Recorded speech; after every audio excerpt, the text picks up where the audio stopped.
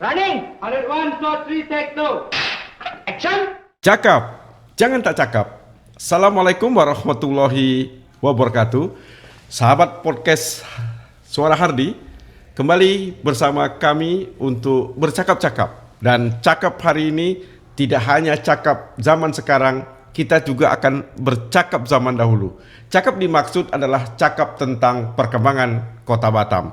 Di hadapan saya ada Tuan Edi Sutrisno, anak muda yang sebagai penggiat dalam Batam Heritage Society atau juga memegang Yayasan Warisan Batam. Bang Edi, selamat datang. Ya, Assalamualaikum warahmatullahi wabarakatuh. Waalaikumsalam. Senang sama Bang Edi dan senang juga melihat postingan-postingan Bang Edi yang saya tahu akhirnya yang lama bagaimana, yang baru bagaimana tentang Kota Batam. Tapi melihat sosok Bang Edi ini kadang-kadang saya juga agak ragu. Apakah Bang Edi ini penulis? Apakah seorang pekerja di bidang wisata? Atau memang penggali hazanah-hazanah lama? Bagaimana Bang? Abang berada di mana sebenarnya ini? Ya, harusnya ada di mana-mana ya. Yang penting berbuat. Gitu ya? Yang penting berbuat. Ya. Jadi pada prinsipnya begini, kenapa kita mengakrapi tentang tempo dulu Batam? Karena historis awalnya sebenarnya begini. Ketika kami di jurnalis itu tahun 2000-an, itu ada kegelisahan saya karena saya melihat tidak ada satupun, hanya ada beberapa itu buku yang diterbitkan oleh penerbit lokal di Batam ini. Buku Tentang Batam, Khasanah Batam. Ya. Tentang Batam di tahun 2000 itu. Saya melihat hanya beberapa buah saja yang diterbitkan dan itu diterbitkan nasional, bukan penerbit lokal. Nah, sembari terus bergiat di jurnalisme, lalu kami bergerak membuat Batam Link Publisher untuk Tuna menerbitkan buku-buku tentang Batam. Nah, dalam proses itulah aneka buku kayak biografi, buku sejarah tentang Tionghoa atau apa saja. Nah, di dalam perjalanan kami menggali data itu, Ya. kami sering temukan foto-foto lama Batam. Jadi misalkan ketika kami nulis biografi almarhum Raden Sulaiman misalnya sebagai contoh. Di situ ketika saya sampai ke beliau wawancara, saya melihat album-album usang lama di tempat beliau. Saya buka satu-satu, wow, my God, ini koleksi pribadi yang mungkin dulu tidak terlalu berguna. Jadi dengan tidak sengaja sebenarnya. Betul, itu dari ketidaksengajaan. Dari tidak kesengajaan itu apa yang abang ambil hikmahnya? Maksudnya ambil peluangnya? Ya, saya ambil peluangnya lalu kenapa tidak saya koleksi saja foto-foto lama yang berserak di album-album usang orang lama Batam. Wah, itu cerdas itu Bang. Itu Cerdas. ceritanya. Sehingga abang sekarang boleh dikatakan pemilik dari foto-foto lama itu. Ya, pengoleksi. Tapi Pengoleksi. tetap saya Pemilik tetap mereka. Pemilik tetap mereka, tapi saya akan sebutkan bahwa itu koleksi kita. Karena apa? Setiap foto lama, lalu kita harus telaten. Satu-satu kami narasikan. Jadi sekarang itu jumlahnya sudah ada 1000 foto Batam tempo dulu yang telah kami narasikan berdasarkan wawancara dari para narasumber. Dari 1000 foto itu, foto mana yang paling lama? Ya, paling lama jelas di belakang Padang. Itu 1954. Peristiwa apa? Itu peristiwa lomba jong, lomba sampan layar. Tahun?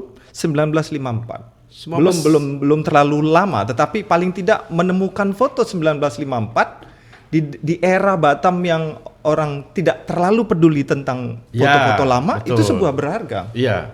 Malah kalau kita cerita Batam kononnya sebenarnya Pulau Buluh yang lebih Sepakat. lebih ya terkenal, baru ke belakang Padang, baru ke Batam. Iya. Jadi menemukan di foto di belakang Padang, Belakang Padang. sebagai peristiwa permainan rakyat. Permainan Jong. rakyat.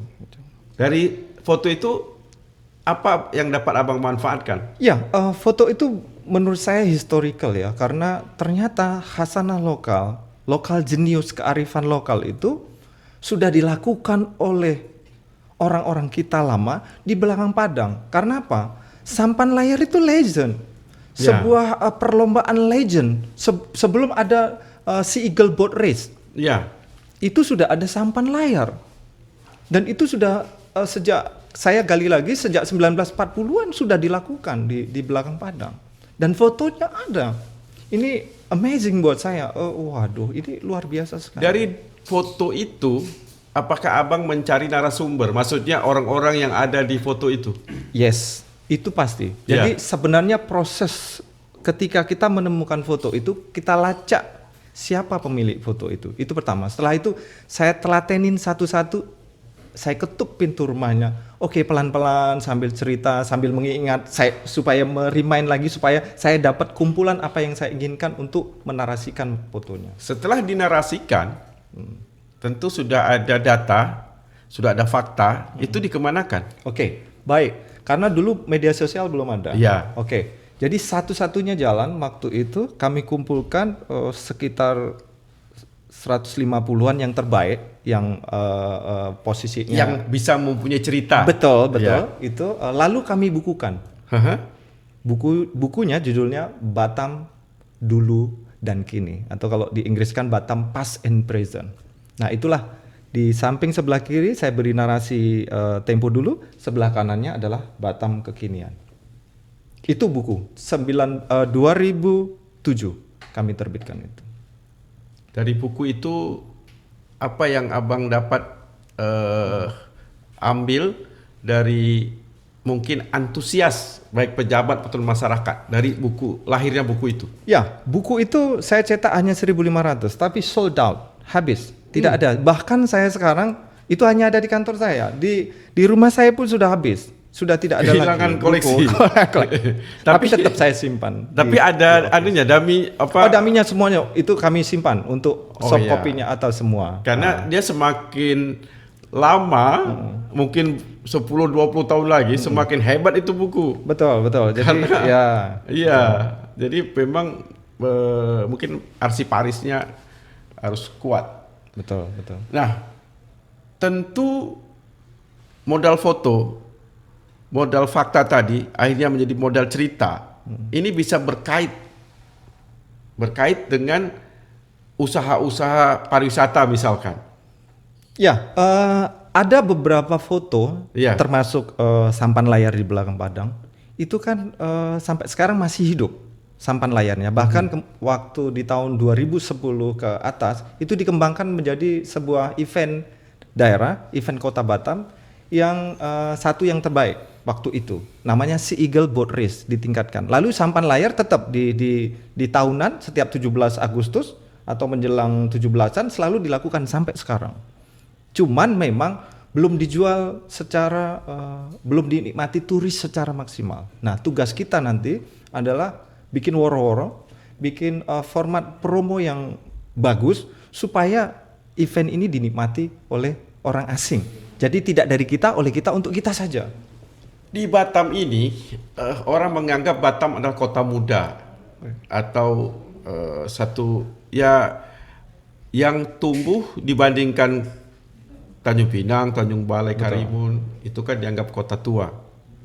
Nah, sebagai kota muda tentu tidak banyak juga heritage yang menurut hemat saya yang perlu digali lagi. Apakah abang dari Batam Heritage ini menemukan dari foto dari mana yang akhirnya menjadi kekuatan sebagai warisan yang dapat diwariskan kembali cerita itu kepada generasi selanjutnya? Ya, waktu itu selain foto sebenarnya, tapi berangkat dari jejak foto itu, kami juga mengeksplor tempat-tempat yang dikatakan oleh orang lokal sebagai dianggap sebagai situs lah, sebagai tempat bersejarah atau cagar budaya dan sebagainya. Bahkan kami membantu juga dinas tempat kebudayaan. Ada juga tempat keramat. Nanti cerita tentang keramat itu bahwa sebagian itu menyatakan sebagai bukti sejarah, tapi agak rancu ya sejarahnya betul-betul the real historis atau tidak gitu. Tapi yang paling penting memang beberapa tempat memang punya nilai historical yang cukup tinggi ya. Misalkan sampel yang usianya muda nih, contoh usia muda. Kalau di Rempang Galang itu kan terkenal dengan Camp Vietnam itu. Tapi jauh sebelum itu di 1944 itu di sebelah Camp Vietnam itu di Sembulang itu memang tempat dulu dijadikan sebagai camp orang-orang atau tentara Jepang, serdadu Jepang yang mau dipulangkan kembali ke negaranya. Jadi ada ribuan Tempat transit. tempat transit, tetapi cukup lama karena menunggu dipulangkan itulah dikumpulkan tentara Jepang di Sembulang. Sembulang ya? Ya. Ada tanda-tandanya Ada apa? tanda-tanda. Contoh? Contohnya waktu itu dibuat di samping Pak Lurah, lama almarhum Pak Bujur, Admin Bujur, itu ada prasasti yang dibuat oleh Rempang Galang Friendship Association oleh para tentara Jepang yang dulu pernah datang, membuat sebuah yayasan untuk mengenang tempat itu. Dibuatlah prasasti. Tapi setelah itu kemudian tidak ada lagi. Padahal ini sebenarnya kalau mau dibangkitkan kembali, kita bisa mengambil wisatawan Jepang, cucu-cucunya, anak-anak mereka untuk kembali mengenang masa lalu seperti yang dilakukan oleh Vietnam. Karena Jepang itu masyarakatnya sangat cinta sejarah. Betul. Jadi dia sangat menghargai sejarah, apalagi sejarah itu melibatkan kaum kerabatnya mungkin. Betul. Sampai sekarang tanda itu masih ada? Masih sekarang, masih tetap di samping Pak Lurah almarhum Amin Bujur. Rumahnya. Di samping rumahnya ada Tugu Jepang kami sering namai. Terus kemudian ada bekas-bekas galian sumur, perigi-perigi tua yang ternyata waktu itu karena ada ribuan tentara Jepang, mereka bikin camp. Nah, di situ ada bekas-bekas ransum, bekas-bekas makan mereka, ada gelas, ada piring. Di Sembulang juga? Di Sembulang. Nah, tapi penuturan warga Sembulang itu di tahun 70-an masih banyak itu ditemukan. Bahkan warga menggali. Digali, tapi setelah digali dibawa ke Tanjung Pinang dijual gitu. Itu ceritanya. Makanya kalau ke Karena Sembulang, dulu dia masuk Tanjung Pinang. Kota terbesar Kepulauan Riau ini kan Tanjung Pinang pada masa itu. Nah, itu dijual, digali. Sekarang ada banyak sekali Anda akan temukan di Sembulang itu bekas-bekas galian ransum Jepang yang digali oleh warga. Baik tanda prasasti maupun galian-galian itu ada abang foto? Ya, kami foto. Bahkan ada waktu pertama sekali ex tentara Jepang yang bikin yayasan datang ke Sembulang untuk melihat lagi bernostalgia, itu juga ada fotonya. Saya simpan. Menarik. Saya simpan. Dan cerita ini mungkin tidak banyak yang tahu.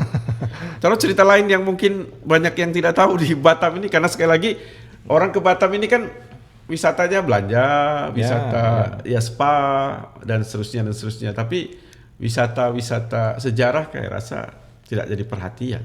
Ya, sejak hampir 3 dasawarsa pariwisata yang berkaitan dengan historis memang amat sangat tidak terangkat, seperti batang terendam saja ya, untuk historis. Kenapa? Ini tidak ya. Karena memang wisatawannya tidak tertarik, atau pemerintah daerah tidak tertarik, atau pelaku wisatanya tidak tertarik. Ya, jadi yang paling jadi ikon sekarang mungkin untuk historical tourism itu Camp Vietnam. Itu pun mudah. Camp Vietnam itu saya pernah berbincang. Isunya malah menjadi isu politik. Maksudnya kononnya Duta Besar Vietnam Indonesia melarang itu menjadikan sebagai satu objek wisata.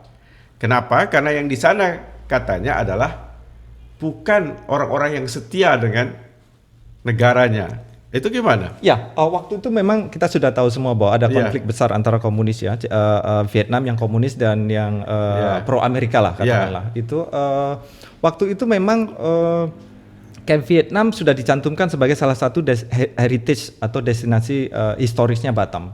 Tetapi sebenarnya yang menikmati Camp Vietnam itu tidak hanya orang Vietnam yang selalu berziarah. Ziarah itu. Saya pernah mengantar beberapa mereka, memang luar biasa.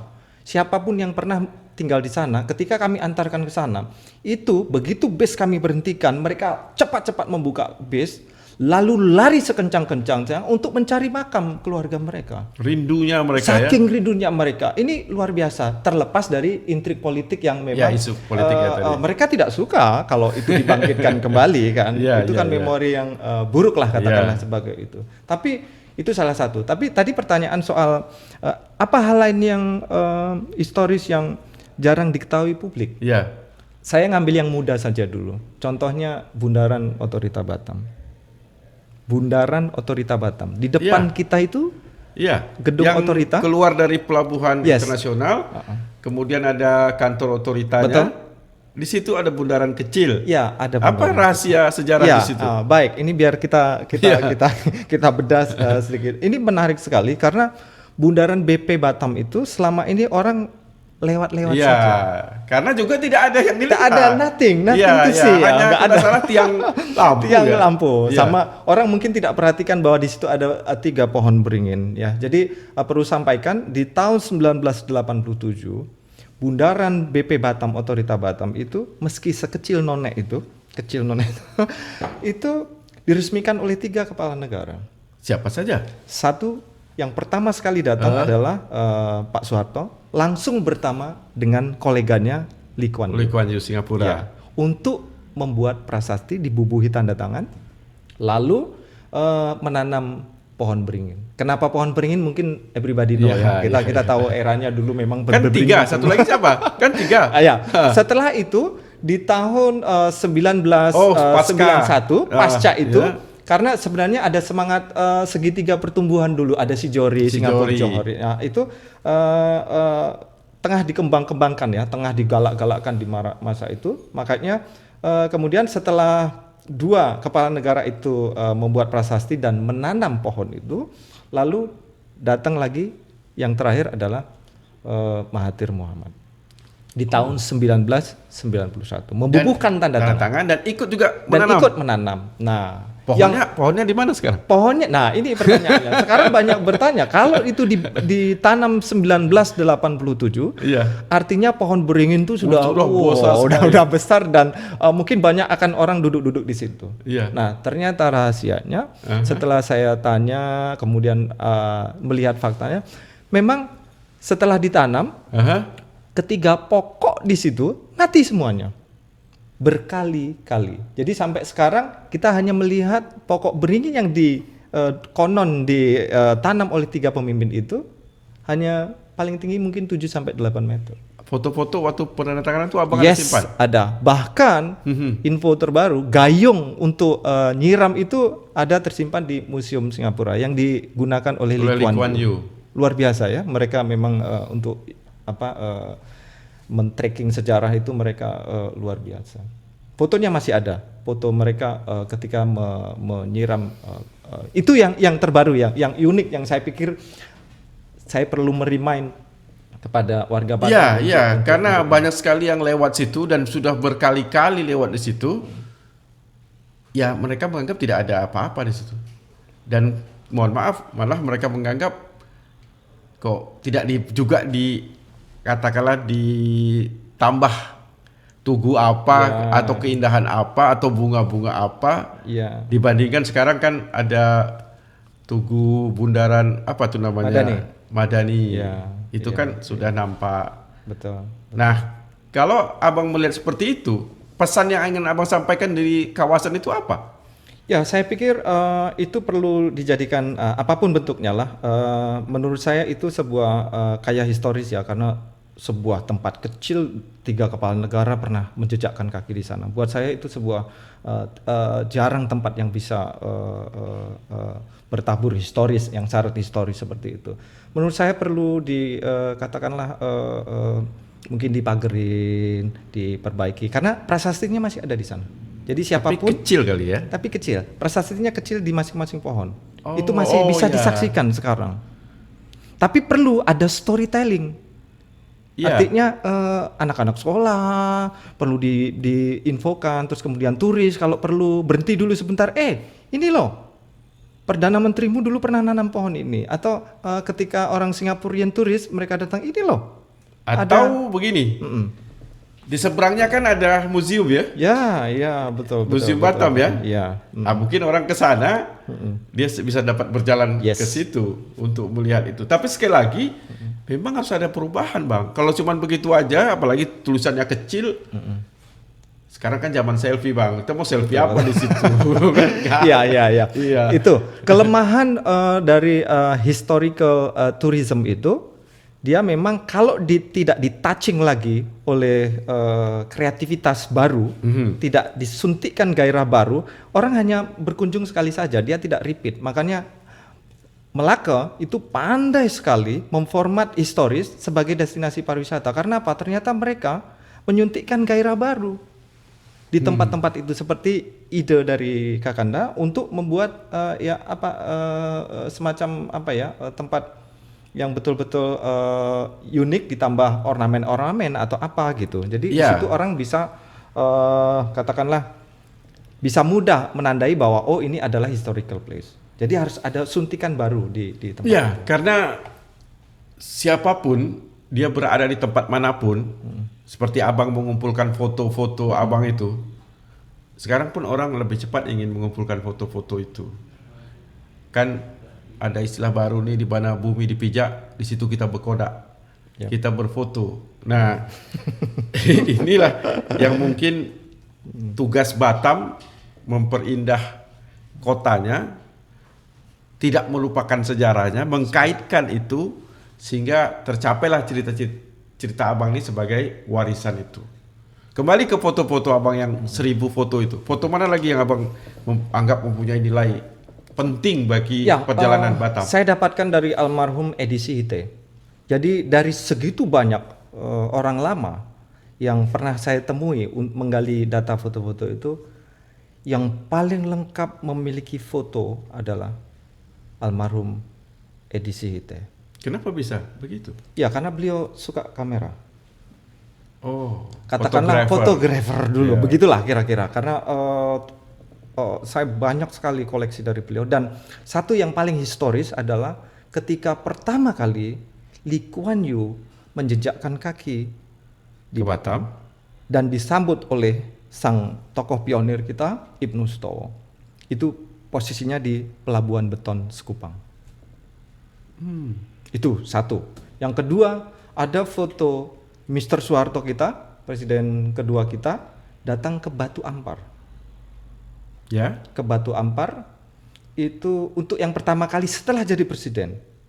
Pertama beliau meresmikan air waduk yang di Tanjung Pinang. Apa namanya? Maaf. Waduk apa? Air yang di Tanjung Pinang? Dam kita di Tanjung Pinang? Oh ya, Sungai Pulai. Sungai Pulai.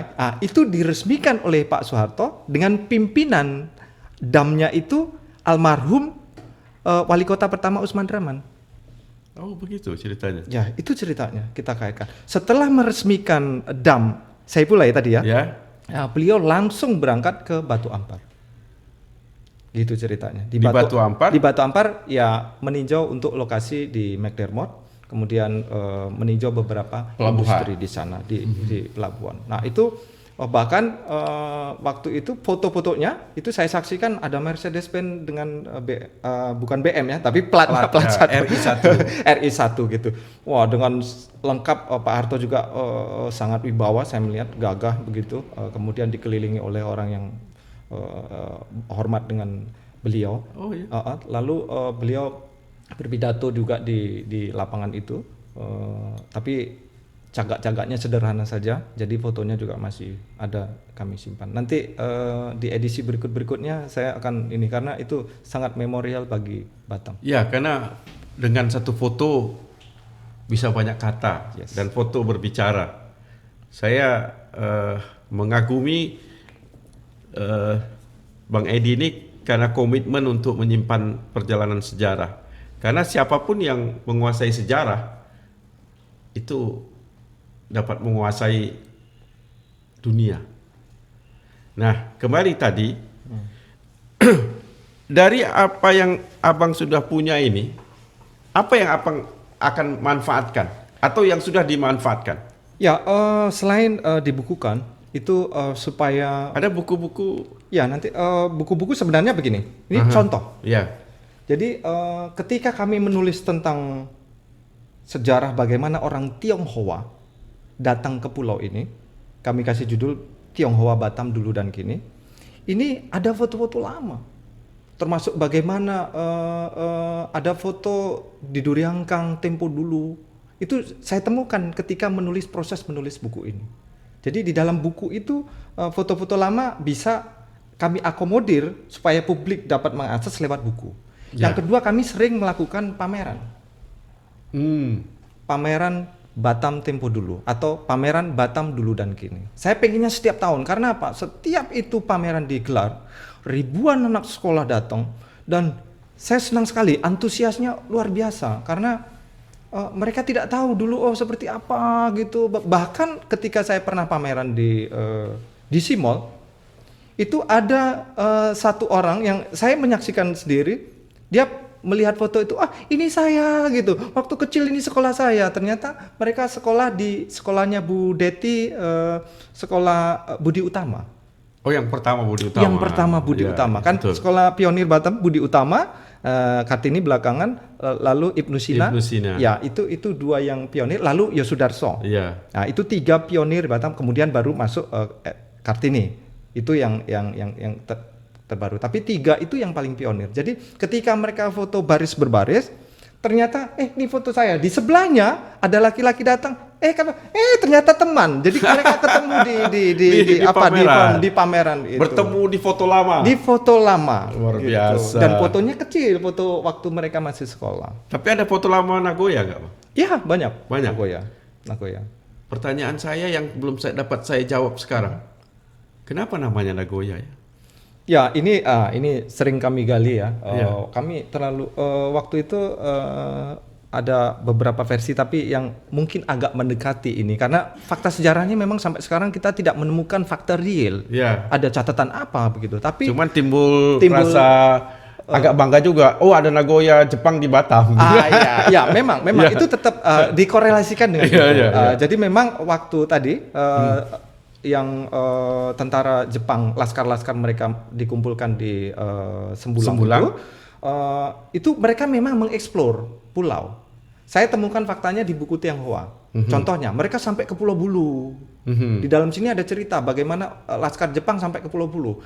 Jadi selama berbulan-bulan laskar Jepang itu bukan orang yang diam, bergerak. Mereka bergerak terus sampai salah satunya ada yang bergerak ke Nagoya, ke kawasan Nagoya. Lubuk Baja, katakanlah begitu. Tapi itu kan posisinya mereka dulu masih hutan. Mereka yang masuk hutan-hutan gitu. Kalau yang awal kan di Jodoh di depan itu kan. Ya. Bukan di hutannya. Nagoyanya kan masih hutan. Oh ya, Masih benar. hutan. Nah, itulah Dari pinggiran laut ya. Ya, dari pemikiran yang kami tangkap itu dari suara warga, kami kumpulin ujaran-ujaran lisan itu, mereka menyebut memang Nagoya itu berasal dari seorang Jepang yang berasal dari Nagoya.